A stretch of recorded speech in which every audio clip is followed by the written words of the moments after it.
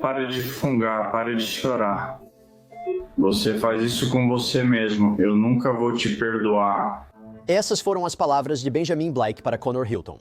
Isso aconteceu poucos momentos antes de um juiz do Texas anunciar uma sentença crucial que mudaria a vida dos dois para sempre.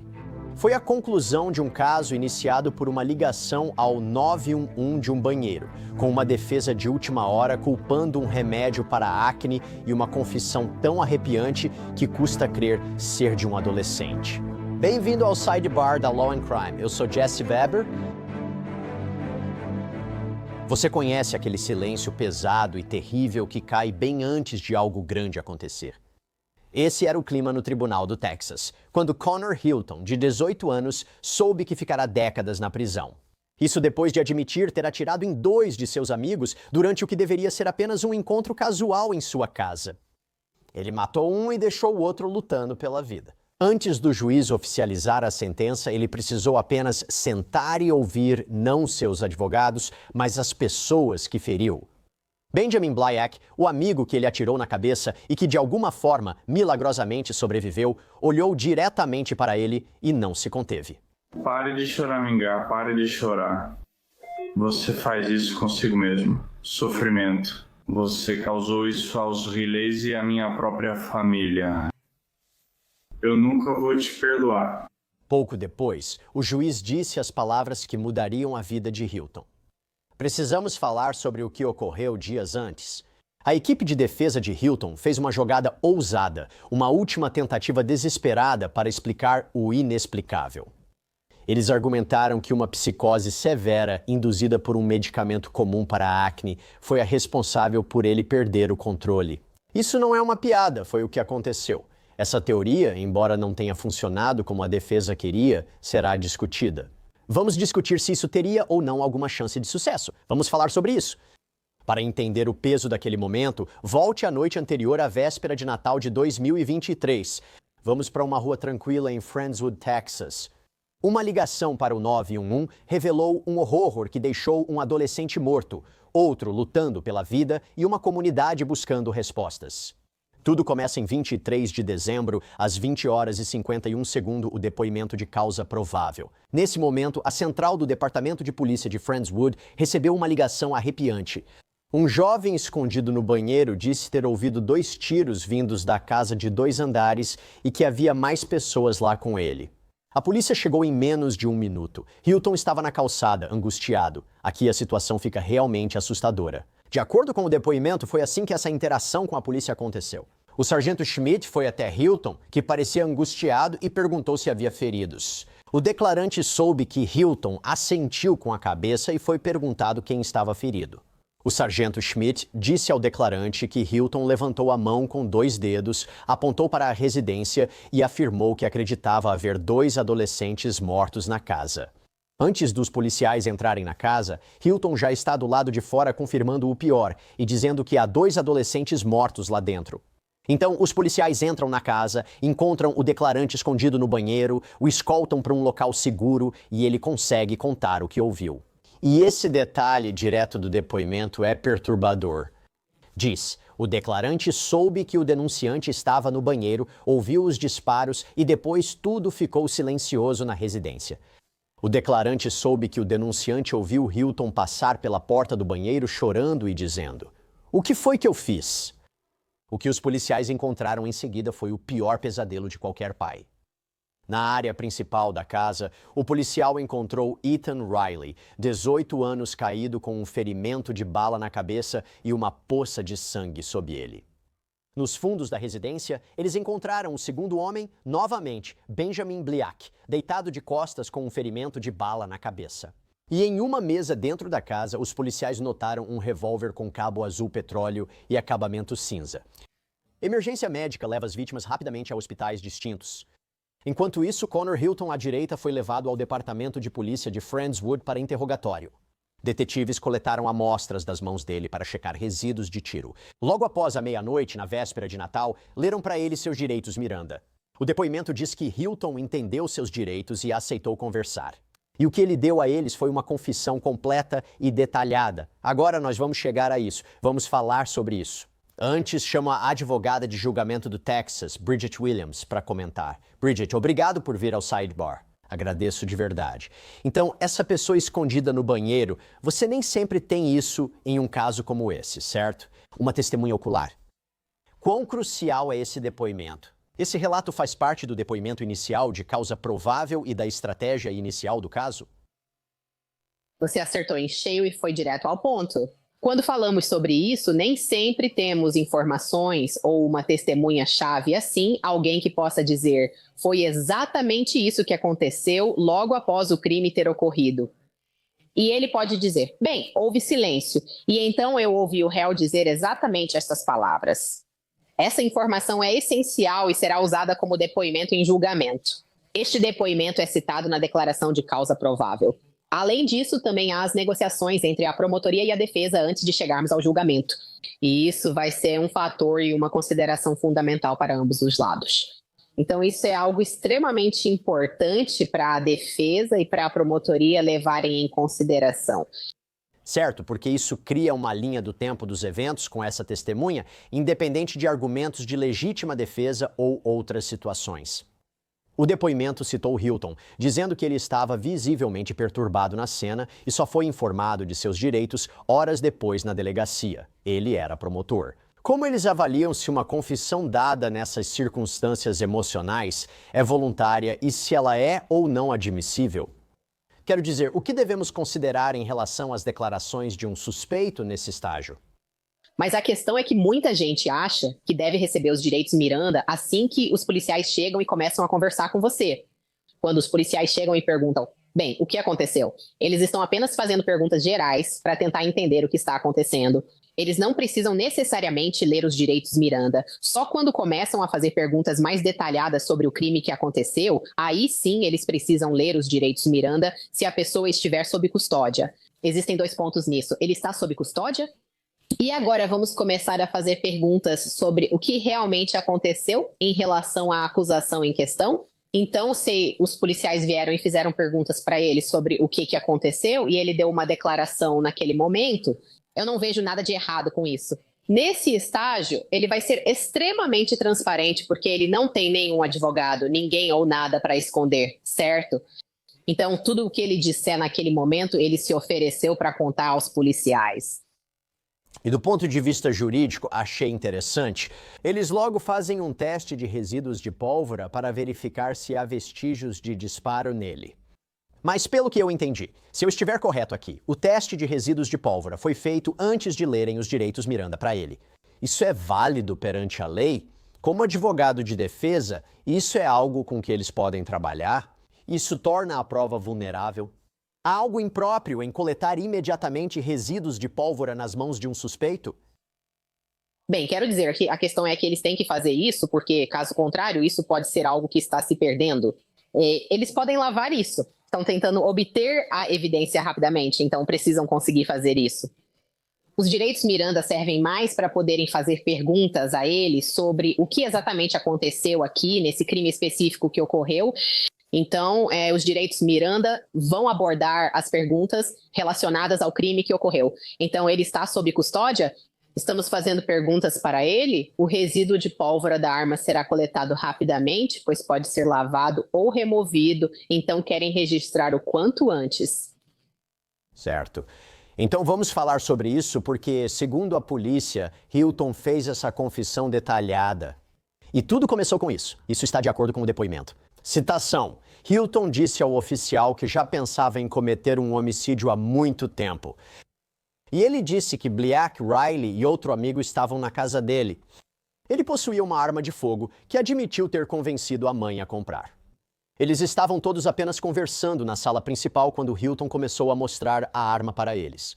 E então, sem aviso, sem discussão, ele decidiu agir. O depoimento afirma que ele decidiu atirar em Riley, Bleak e outra pessoa assim que entrou na residência. Hilton afirmou que se levantou a arma e atirou primeiro em Riley, no lado esquerdo da cabeça. Hilton disse que virou à direita e atirou em Bleak no lado esquerdo da cabeça. Hilton foi específico ao afirmar que Bleak levantou as mãos de forma defensiva quando Hilton atirou nele. Isso sim é um relato condenatório. Ele concluiu dizendo que entendia o que fez e deveria ser responsabilizado.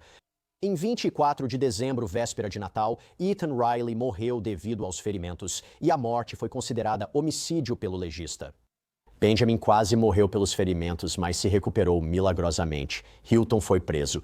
Ele foi acusado de assassinato e agressão agravada com arma letal. O julgamento dele estava marcado para começar em 8 de setembro, mas Hilton abriu mão desse direito e se declarou culpado como parte de um acordo. E nós vamos chegar a isso em um instante. Mas, Bridget, antes de tudo, você sabe como promotor o que mais você poderia querer. Você tem uma confissão detalhada. Você tem ele dizendo que entende completamente o que está fazendo. E agora, qual o próximo passo do advogado de defesa? Acho que o único caminho que eles podem seguir é exatamente o que seguiram. Tentar encontrar maneiras de explicar exatamente por que esse jovem faria algo assim. E por isso eles estavam tentando agarrar qualquer coisa que pudessem. Então eles pensaram, será que podemos chamar um especialista para afirmar que o remédio levou ele a agir assim? Essa é uma opção. A outra seria buscar o melhor acordo judicial e evitar o julgamento. Essas eram duas opções nessas situações. Com uma confissão direta, os fatos nem sempre te favorecem. Você deve buscar o que for possível ou negociar o melhor acordo judicial para evitar a punição máxima ao cliente. O que é chocante sobre essa confissão é que não foi como se, tivesse havido uma discussão ou algo que tivesse precipitado isso. Eu queria fazer isso há um tempo e não houve nada que provocasse e literalmente peguei a arma e atirei nessas pessoas. É quase um exemplo clássico de faculdade de direito quando falamos sobre assassinato, certo? Esse é um ótimo exemplo de uma aula de direito penal na faculdade. Mas sim, eu diria que o que é meio estranho nesse caso, ou o que causa um certo desconforto, é que ele já queria cometer um homicídio há bastante tempo. E não foi necessariamente um homicídio contra essas pessoas, ele só mencionou um homicídio que poderia ter sido contra qualquer um, certo? De forma alguma. Então, ele é um perigo. Ele é um perigo para si mesmo e para os outros. Ele queria cometer um homicídio. Essas foram as palavras dele. Ele poderia ter feito isso com qualquer um, mas fez com quem estava lá enquanto mostrava a arma. E aqui está o que complica a defesa, certo? Eu mencionei que vão colocar a culpa em um certo medicamento por isso. Certo, vamos falar sobre isso. 2 de setembro. Isso foi apenas uma semana antes do início do julgamento dele. Hilton fez algo. Ele se declarou culpado de assassinato e agressão agravada diante do juiz naquela audiência. Ele precisou ouvir declarações das vítimas.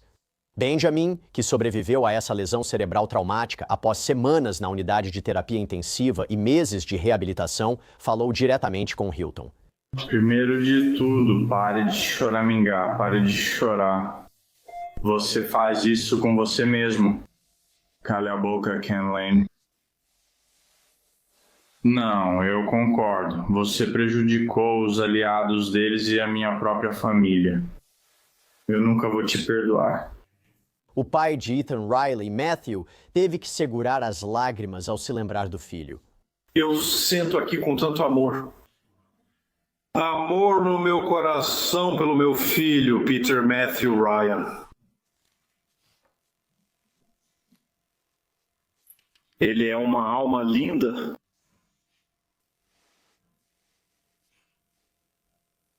Cheio de amor. É um amor que nunca vai diminuir. Só vai ficar mais forte. É uma luz. Uma luz que vai continuar a superar a escuridão dos seus pensamentos e ações malignas. Ao final, Hilton recebeu 50 anos de prisão pelo assassinato de Ethan Riley e 20 anos por agressão agravada a Benjamin. Sentenças cumpridas simultaneamente. Novamente, antes de eu entrar nessa defesa planejada e explicar por que ela não funcionou, Bridget, a sentença de 50 anos pelo assassinato e a de 20 anos por agressão agravada estão sendo cumpridas simultaneamente, ou seja, ele vai cumprir as duas ao mesmo tempo. Muitos no público esperam sentenças consecutivas para 2 atos violentos distintos. Por que você acha que isso ocorre? Essa decisão é comum para um juiz. Sempre que houver duas infrações que acontecem ao mesmo tempo, no mesmo evento, isso é algo bem comum que os juízes fazem, e eles fazem com que as sentenças sejam cumpridas simultaneamente. Então, isso não é algo incomum, acontece o tempo todo. Nessa situação, a pessoa estaria enfrentando 50 anos. Provavelmente ele terá direito à liberdade condicional após 1/3 desse tempo, por isso devem ter concordado. Essas declarações de impacto da vítima são sempre muito importantes em qualquer caso. Para quem não sabe, ao ouvir a raiva de Benjamin ou o luto de Matthew Riley, isso importa porque, exceto se houver uma sentença obrigatória como prisão perpétua sem liberdade condicional, o juiz não pode agir de forma diferente por lei. Mas se houver margem de manobra, por que é importante para o juiz ouvir essas declarações? Por que é importante que familiares e entes queridos da vítima deem essas declarações? Bem, então vamos começar com por que é importante para o juiz ouvir isso. Então, o juiz ouve as provas que são apresentadas no julgamento, que são baseadas em culpa, inocência, certo ou culpado ou inocente. E assim, eles podem ou não ouvir como isso impactou a vida de todos os familiares da vítima ou como impactou a vida da comunidade em geral. E isso dá ao juiz essa percepção. Isso lhes dá a oportunidade de ver, bem, como isso impactou a vida deles. Ele considera isso na fase da sentença. Na maioria das vezes, há uma faixa de punição quando alguém admite culpa por uma infração. Não é simplesmente, você pega 20 anos, você pode ter uma faixa. O tribunal considera como isso afetou a vida de todos na comunidade. E então dá a cada um desses membros da família, as pessoas que realmente vêm e falam sobre isso, a oportunidade de se expressar. Isso lhes dá justamente a oportunidade de se sentirem ouvidos, dá a chance de realmente confrontar o réu e dizer aquilo que provavelmente queriam dizer há anos. Então, aliás, com a possibilidade de liberdade condicional, pelo que entendi, Hilton poderia ser solto quando estiver com, 60 e poucos anos? Quais as chances disso acontecer?